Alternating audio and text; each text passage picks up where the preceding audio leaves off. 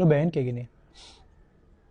Di satu poin di karirnya Kobe Bryant, dia itu punya statistik dalam 100 kali dia nembak, dia bisa masukin 80 kali dan dia bisa gagal 20 kali. Bayangin deh, 100 kali tembak, 80 masuk, 20 nggak masuk. Bagus nggak? Bagus. Bagus banget itu. Berarti tingkat akurasinya dia 80% kan? Tapi bayangin ketika dia lagi main, dia nembak sekali, pus, nggak masuk.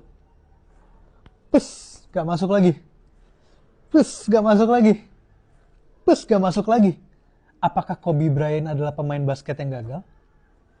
Nggak dong, karena secara statistik dia memang dalam 100 kali tembakan 80 masuk, 20 nggak masuk. Itu yang udah terjadi sama performa di hidupnya dia, performa di permainannya dia. Dan di dalam 20 kali gagalnya itu ada seperlima kemungkinan, seperempat sampai seperlima kemungkinan dia bisa gagal 5 kali berturut-turut. Dan itu masih di ranah normal. Dan apa yang ngebuat lu gagal sekali, gagal 2 kali, terus udah lu pikir yang lu lakukan ini salah. Contoh kayak, gue coba bisnis gue jual kayak salad-salatan di bowl gitu kecil-kecil di pinggir jalan pas CFD, nggak laku. Terus lu menyimpulkan bahwa bisnis ini nggak cocok nih buat gue nih. Belum tentu, lu baru nyoba sekali gitu, sehari, seminggu. Dalam probabilitas itu kalau sampelnya kecil, berarti yang menguasai itu adalah randomness atau ke kerandoman, keacakan, randomness. Tapi kalau di sampelnya makin besar, yang menguasai itu adalah probabilitas.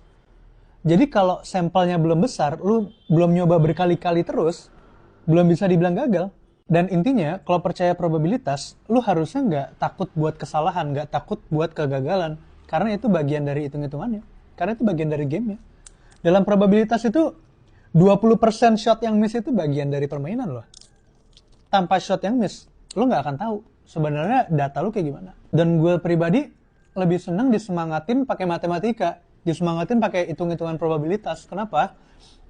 Kalau gue lagi gagal sekali, lagi gagal 2 kali, kena mental. Iya, kena mental, cuman nggak separah ketika kita berharap kan.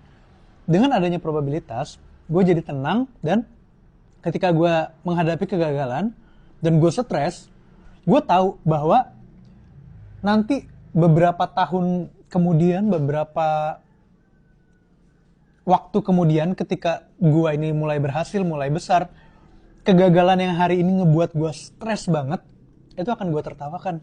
Anjir, inget gak dulu gue gara-gara ginian doang sampai stres banget. Sekarang ya elah begituan everyday cuy.